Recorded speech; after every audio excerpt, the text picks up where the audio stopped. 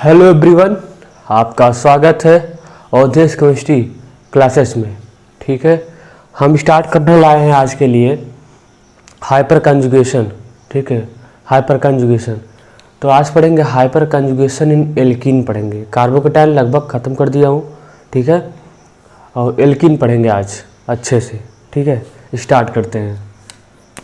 तो hyper conjugation इन alkene, hyper conjugation इन alkene. ठीक है, एल्कीन पढ़ेंगे। एल्कीन देखो, हाइपर कंजुगेशन एल्कीन पढ़ेंगे। एल्कीन में कुछ बातें देखो, हम बताए थे आपको एल्कीन नहीं। ठीक है, पहले कुछ बातें बता के रखे हैं कि एक होता है अल्फ़ा कार्बन। अल्फ़ा कार्बन वो होता है जो सिस्टम से डायरेक्टली अटैच कार्बन होता है, वो अल्फ़ा कार्बन होता है। और उससे अटैच हाइड्रोजन क्या होता है? अल्फ़ा हाइड्रोजन होता है। ठीक है, इतनी सारी। और ये भी आपको बताया था कि अल्फ़ा कार्बन हमेशा sp3 होना चाहिए, तभी हाइपर कंजुगेशन शो करेगा, नहीं तो नहीं करेगा। ठीक है, अब देखो जैसे CH3 CH double bond CH2। ठीक है, हम इसमें पूछ रहे हैं कि बताओ इसमें नंबर ऑफ अल्फ़ा हाइड्रोजन कितना है। क्या पूछ रहे हैं? पूछ रहे हैं कि बताओ इसमें नंबर ऑफ अल्फ़ा हाइड्रोजन कितना है ना। ये पूछ रहे हैं, इसमें पूछ रहे हैं कि नंबर ऑफ अल्फ़ा हाइड्रोजन कितना है। तो क्या बताओगे, क्या करोगे? पहले अपना सिस्टम देखो, तुम्हारा सिस्टम क्या है। यहाँ पे सिस्टम क्या है? पिछले वाले में क्या था सिस्टम? कार्बोकेटाइन। यहाँ पे सिस्टम क्या है? यहाँ पे आपका सिस्टम है एल्कीन सिस्टम है। तो क्या करो, पहले एल्कीन को सर्कल कर दो। ठीक है, एल्कीन को सर्कल कर दो, कहीं भी रहो एल्कीन को सर्कल कर दो। अब सिस्टम से डायरेक्टली अटैच कार्बन क्या होता है? Alpha carbon. हमारा सिस्टम क्या है? एल्कीन है। एल्कीन से डायरेक्टली अटैच कार्बन क्या है? Alpha carbon. तो अल्फा कार्बन, ये हुआ अल्फा कार्बन। ठीक है, और ये sp3 भी है। ये क्या है? sp3, क्योंकि 4 सिग्मा बॉन्ड बना कर रखा है। कितना सिग्मा? 4 सिग्मा बॉन्ड बना कर रखा है। ठीक है, इसलिए sp3 है। और इससे अटैच हाइड्रोजन जो भी होगा वो होता है अल्फा हाइड्रोजन। तो अल्फा हाइड्रोजन कितना है? 3 अल्फा हाइड्रोजन। तो इस तरह से इसमें अल्फा हाइड्रोजन फाइंड करते हैं। कैसे करते हैं? इस तरह से। तो पहले आप क्या चुनेंगे? पहले अपना सिस्टम चुनो। तो सिस्टम क्या है? एल्कीन है। एल्कीन को हम सर्कल कर दिए। ठीक है, एल्कीन से अटैच जो भी कार्बन होगा वही क्या होता है? Alpha carbon. और अल्फा कार्बन से अटैच जो भी हाइड्रोजन होता है वो होता है अल्फा हाइड्रोजन। कितना अल्फा हाइड्रोजन है? 3 अल्फा हाइड्रोजन है। अल्फा कार्बन ही है, अल्फा कार्बन sp3 हाइब्रिडाइज है। और क्वेश्चन करो, देखो इसे CH3, ठीक है, CH डबल बॉन्ड CH इस टाइप का है। ठीक है, इस टाइप का। और इसमें हम पूछ रहे हैं तुमसे, तो इसमें बताओ नंबर ऑफ अल्फा हाइड्रोजन कितना होगा। इसमें पूछ रहे हैं कि बताओ नंबर ऑफ अल्फा हाइड्रोजन कितना होगा। एक सेकंड रुको थोड़ा। देखो, इसमें पूछ रहे हैं कि नंबर ऑफ अल्फा हाइड्रोजन कितना होगा। क्या फाइंड करो? Number of alpha hydrogen. तो वही काम करो, पहले एल्कीन को सर्कल कर लो। क्या कर लो? एल्कीन को सर्कल कर लिए। ठीक है, अब इससे अटैच जो भी कार्बन होगा, इससे अटैच जो भी कार्बन होगा वो क्या होगा? Alpha carbon. इससे अटैच जो भी कार्बन होगा वो क्या होगा? Alpha carbon. तो ये क्या हुआ? Alpha carbon. ये भी क्या हुआ? Alpha carbon.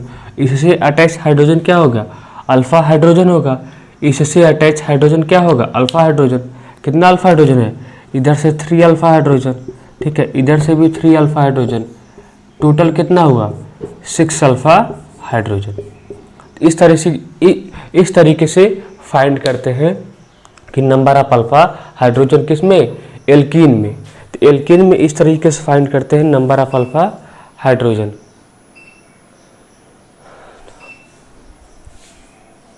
समझ में? एल्कीन में इस तरीके से फाइंड करते हैं नंबर ऑफ अल्फा हाइड्रोजन। जैसे और भी कर सकते हो। और क्या करो, जैसे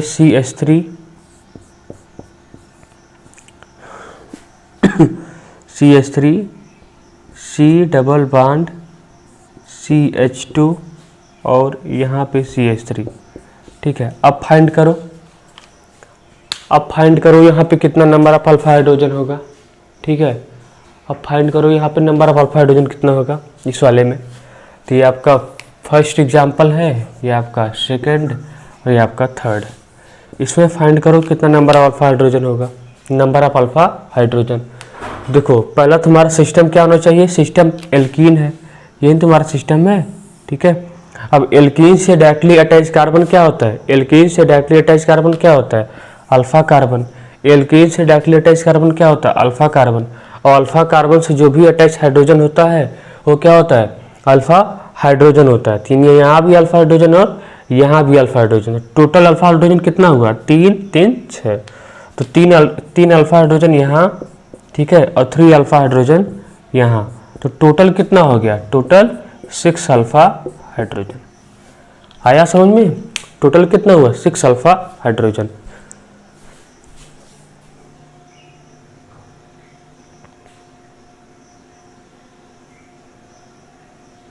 शायद दिखाई नहीं दे रहा तो यहाँ देख लो, ठीक है।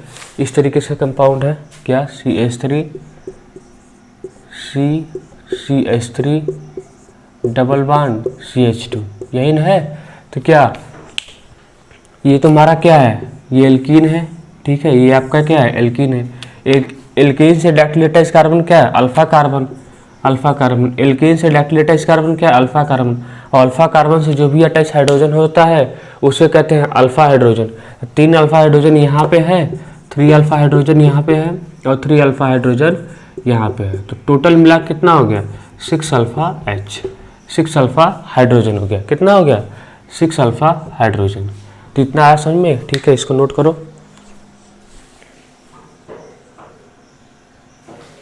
ठीक है।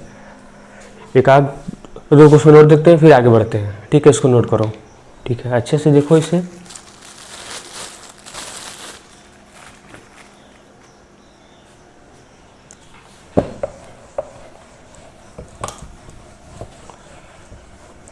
देखो इसी तरीके से किसी कोई भी एल्कीन होगा, इस तरीके से क्या करेंगे, अल्फा हाइड्रोजन फाइंड करेंगे। इस तरीके से कोई भी एल्कीन होगा उसका अल्फा हाइड्रोजन क्या करेंगे, फाइंड करेंगे। जैसे ये देख लो, ऐसे ये मान लो, देखो ये वाला इस तरीके से कंपाउंड है, इस तरीके से। तब क्या करेंगे, क्या करोगे, ऐसे नहीं कर सकते, ठीक है, कुछ अलग सोचो। चलो यही रहने दो। बताओ इसमें अल्फा हाइड्रोजन कितना है, इसमें अल्फा हाइड्रोजन कितना है। तो क्या करो, एल्कीन को सर्कल कर लो, यही तुम्हारा एल्कीन है। एल्कीन को क्या करो, सर्कल करो, ठीक है। इससे अटैच हाइड्रोजन क्या होगा, अल्फा कार्बन। इससे अटैच कार्बन क्या होगा, अल्फा कार्बन। ये अल्फा कार्बन और ये भी अल्फा कार्बन, ठीक है। इससे अटैच हाइड्रोजन क्या होगा, अल्फा हाइड्रोजन। इससे अटैच हाइड्रोजन क्या होगा, अल्फा हाइड्रोजन होगा। इससे अटैच हाइड्रोजन अल्फा हाइड्रोजन, इससे अटैच हाइड्रोजन क्या होगा, अल्फा हाइड्रोजन। तो टोटल कितना, यहाँ पे तो है, यहाँ पे 2, टोटल 4 अल्फा हाइड्रोजन। तो इस तरीके से काउंट करते हैं, ठीक है। एक क्वेश्चन और कर सकते हो, ये करो,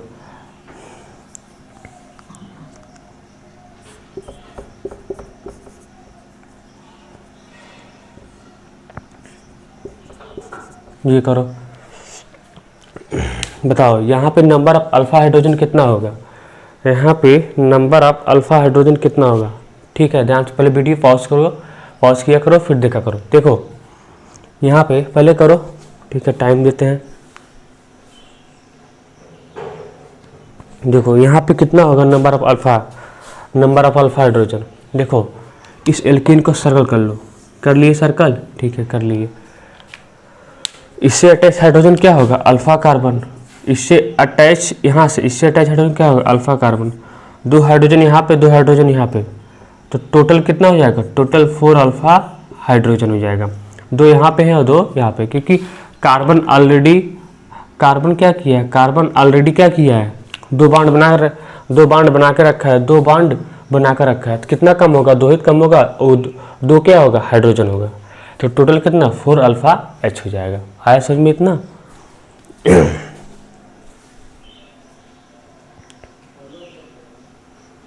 टोटल 4 अल्फा H हो जाएगा, ठीक है। अब आगे बढ़े, अब देखो कुछ और एप्लीकेशन देखते हैं। देखो एप्लीकेशन क्या देखते हैं, स्टेबिलिटी ऑफ एल्कीन। क्या? Stability of alkene, stability of alkene. ये डायरेक्टली प्रोपोर्शनल, ये भी होता है directly proportional number of alpha H की। जितना ज़्यादा नंबर ऑफ अल्फा एच होगा एल्कीन की स्टेबिलिटी उतनी ज़्यादा होगी। जितना ज़्यादा नंबर ऑफ अल्फा एच होगा एल्कीन की स्टेबिलिटी क्या होगी, उतनी ज़्यादा होगी। आया समझ में? जितना ज़्यादा नंबर ऑफ अल्फा एच होगा एल्कीन की स्टेबिलिटी क्या होगी, उतनी ज़्यादा होगी। तो स्टेबिलिटी ऑफ एल्कीन किसके डायरेक्टली प्रोपोर्शनल होता है, नंबर ऑफ अल्फा एच की। जितना ज़्यादा नंबर ऑफ अल्फा एच होगा एल्कीन की स्टेबिलिटी उतनी ज़्यादा होगी। अब हम कल ही बता चुके थे कि हाइपर कॉन्जुगेशन इफेक्ट ज़्यादा होता है इंडक्टिव इफेक्ट से डोमिनेटिंग होता है। ठीक है, से क्या होता है, डोमिनेटिंग होता है। तो स्टेबिलिटी ऑफ एल्कीन किसके डायरेक्टली प्रोपोर्शनल है, नंबर ऑफ अल्फा एच के। जितना ज़्यादा नंबर ऑफ अल्फा एच होगा एल्कीन की स्टेबिलिटी क्या होगी, उतनी ज़्यादा होगी। ठीक है, इसको नोट करो, आगे क्वेश्चन करवाते हैं। याद रखो, जितना ज़्यादा नंबर ऑफ अल्फा एच होगा उतना ज़्यादा क्या स्टेबिलिटी ऑफ एल्कीन होगी। ठीक है, इसको नोट करो, जल्दी से क्वेश्चन करते हैं। देखो जो तुम्हारे एग्जाम में आता है वही क्वेश्चन करवा दे रहे हैं। ठीक है, वही क्वेश्चन क्या करें, करवा दे रहे हैं। बहुत लोग सोच रहे हैं अभी हम हाइपर कॉन्जुगेशन का मैकेनिज्म नहीं बताया, तो मैकेनिज्म बताएंगे। ठीक है, सबसे लास्ट वाले में जब इंड होगा हाइपर कॉन्जुगेशन का, अब तो लगभग इंड ही है लेकिन थोड़ा सा बचा हुआ है। देखो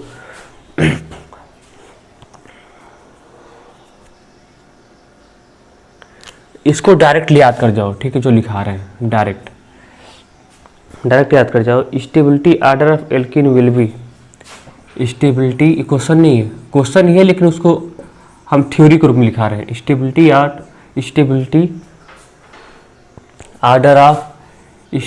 order of alkene will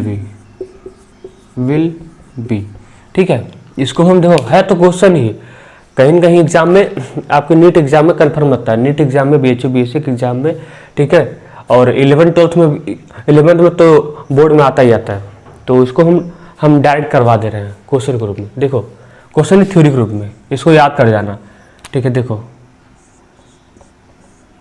CH3 और यहाँ पे CH3, इसको डायरेक्ट याद कर जाना। CH3 यहाँ पे CH3। ठीक है, CH3। अगला CH3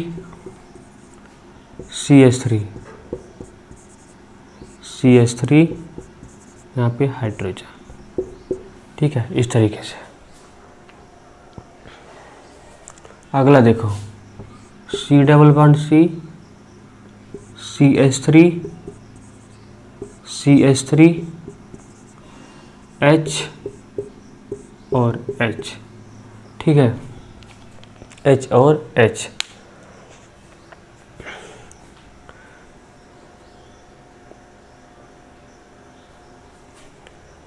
और अगला देखो C double bond C, CH3 H। ठीक है, और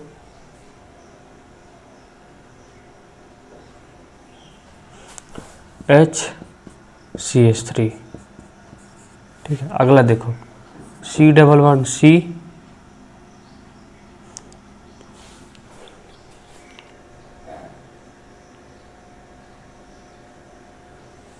देखो CH3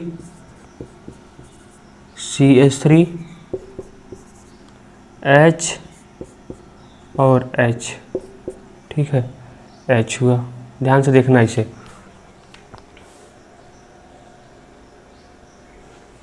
अब अगला देख लो C double bond C, CH3 hydrogen. ठीक है, इसके बाद क्या करो, लास्ट वाला सबसे है, लास्ट वाला अभी छोड़ो, लास्ट वाला सबसे लास्ट करवाते हैं। ठीक है, यहाँ तक आओ। देखो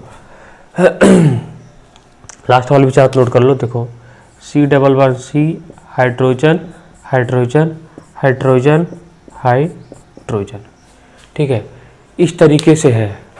तो इसको नोट कर लो 1, इसको 2, इसको 3, ठीक है, इसको 4, इसको 5, इसको 6, इसको 7। तो टोटल 7 है, ठीक है, 1 2 3 4 5 6 7। एक बार दिख रहा है कि नहीं? वैसे भी अपने से करो ट्राई, ठीक है, सभी दिख रहा है।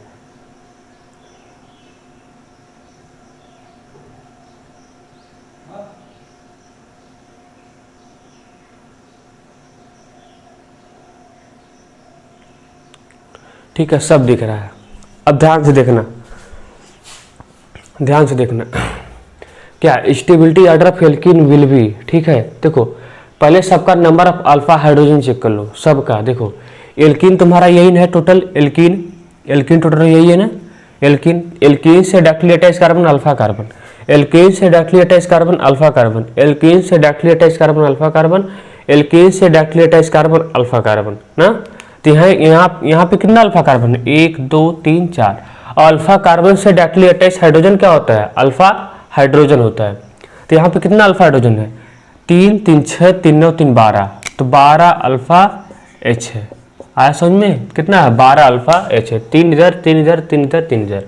यहाँ पे चेक करो, ये एल्कीन है, एल्कीन से directly attach carbon alpha carbon, alkene से directly attach carbon alpha carbon, alkene से directly attach carbon alpha carbon. ठीक है, यहाँ पे अल्फा कार्बन नहीं, यहाँ पे हाइड्रोजन है, तो ये हाइड्रोजन काउंट नहीं होगा। अल्फा कार्बन के पास जो हाइड्रोजन होता है उसको हम काउंट करते हैं, याद रखना। अल्फा हाइड्रोजन के पास में जो हाइड्रोजन होता है हम उसको काउंट करते हैं, न कि इसको काउंट करेंगे। तो alpha carbon alpha carbon alpha carbon, यहाँ पे 3 3 6 3 9, यहाँ पे कितना अल्फा कार्बन अल्फा हाइड्रोजन हो जाएगा?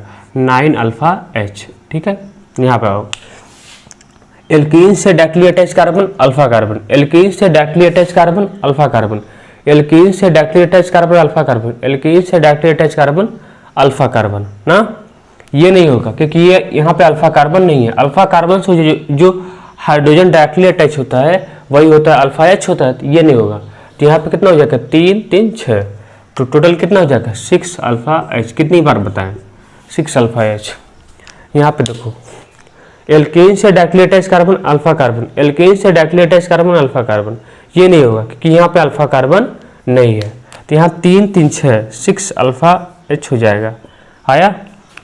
आगे बढ़ो, एल्कीन से directly attach carbon alpha carbon, alkene से directly attach carbon alpha carbon, और अल्फा कार्बन के पास जितना हाइड्रोजन वही तो अल्फा H होता है। तो 3 3 6, ये नहीं होगा, 3 3 6, तो 6 अल्फा H हो जाएगा, 6 अल्फा H। ठीक है, यहाँ पे ध्यान दो, एल्कीन से directly attach carbon alpha carbon, alkene से directly attach carbon alpha carbon, ये तीनों नहीं क्योंकि यहाँ पे अल्फा कार्बन नहीं है। तो यहाँ पे कितना अल्फा हाइड्रोजन हो जाएगा? 3 अल्फा H, 3 अल्फा H हो जाएगा। यहाँ पे आओ, यहाँ पे एल्कीन से directly attach carbon alpha carbon, यहाँ पे कोई अल्फा कार्बन नहीं है, यहाँ पे कोई अल्फा कार्बन नहीं है, यहाँ पे क्या हो जाएगा? 0 अल्फा H हो जाएगा। अब हम क्या किए यहाँ? हम क्या बोले हैं? स्टेबिलिटी का ऑर्डर अरेंज करो। तो स्टेबिलिटी उसके डायरेक्टली प्रोपोर्शनल होती है जिसमें जितना ज़्यादा नंबर ऑफ अल्फा H होगा उसकी स्टेबिलिटी उतनी ज़्यादा होगी। जिसमें जितना ज़्यादा नंबर ऑफ अल्फा H होगा उसकी स्टेबिलिटी क्या होगी? उतनी ज़्यादा होगी।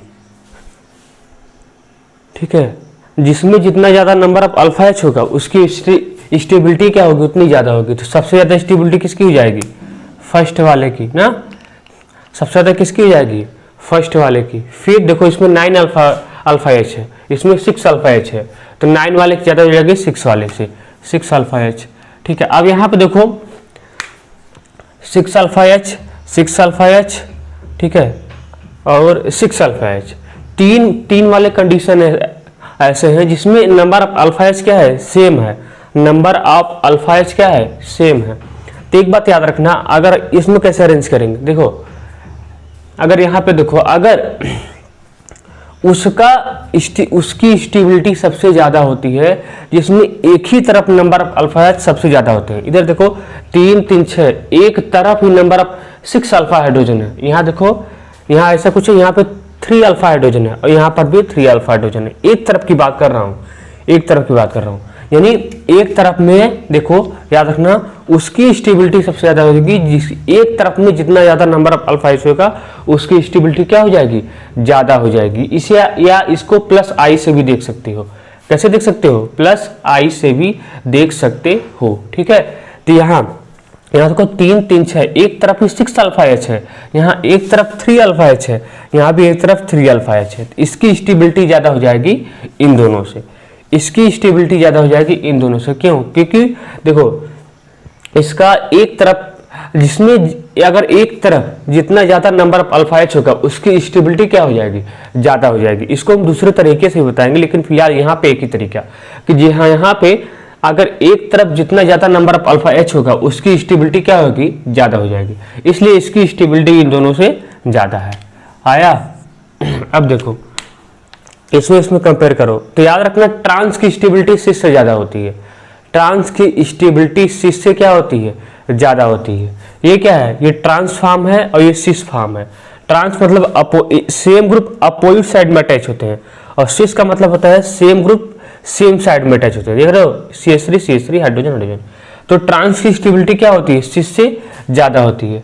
ट्रांस की स्टेबिलिटी क्या होती है, सिस से क्या होती है, ज़्यादा होती है। तो याद रखना हमेशा, इसको हम बताएंगे मैकेनिज्म से। ठीक है, इसको आज नहीं बताएंगे लेकिन बताएंगे जरूर कि ट्रांस की स्टेबिलिटी क्या होती है, सिस से ज़्यादा होती है। हमेशा याद रखना ट्रांस की स्टेबिलिटी क्या होती है, सिस से ज़्यादा होती है, इसलिए इसकी स्टेबिलिटी क्या इससे ज़्यादा है। तो ट्रांस की स्टेबिलिटी क्या होती है, सिस से ज़्यादा होती है। अब यहाँ पे देखो, यहाँ पे कितना ऑब्वियसली तो होगा ही, क्योंकि इसके पास 6 अल्फा एच है, इसके पास 3 अल्फा एच है, तो ये वाला इससे ज़्यादा होगा ही। ठीक है, और सबसे कम वाला ये इससे ज़्यादा ये हो जाएगा। तो अगर आर्डर देखो तो आर्डर क्या हो जाएगा, आर्डर 1 2 3 4 5 6 7, ये तुम्हारा क्या हो जाएगा, आर्डर हो जाएगा। ठीक है,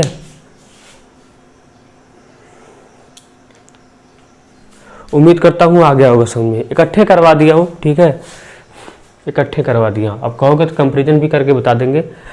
इसको इसी तरह तैयार कर लेना। ठीक है, इसको इसी तरह क्या करना, तैयार करना।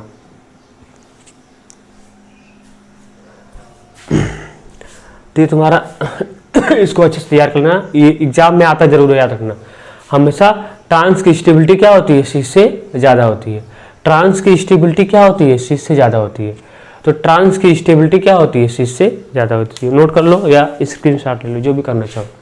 ठीक है, मिटा रहे हैं। तो ट्रांस की स्टेबिलिटी क्या होती है, सिस से ज़्यादा होती है। इतना याद रखना, तुम्हारा काम हो जाएगा। ठीक है, ट्रांस की स्टेबिलिटी क्या होती है, सिस से ज़्यादा होती है। तुम्हारा एल्कीन भी खत्म हो गया।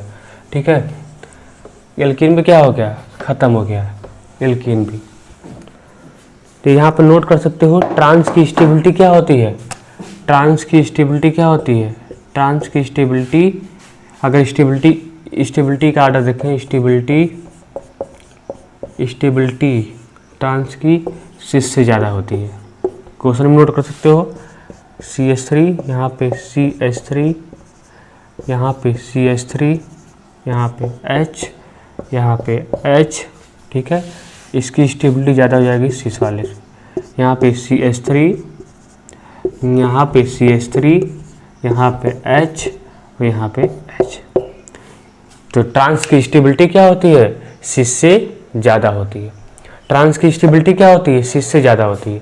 आ समझ में, ट्रांस की स्टेबिलिटी क्या होती है, सिस से ज़्यादा होती है। ठीक है, तो ट्रांस की स्टेबिलिटी क्या होती है, सिस से ज़्यादा होती है।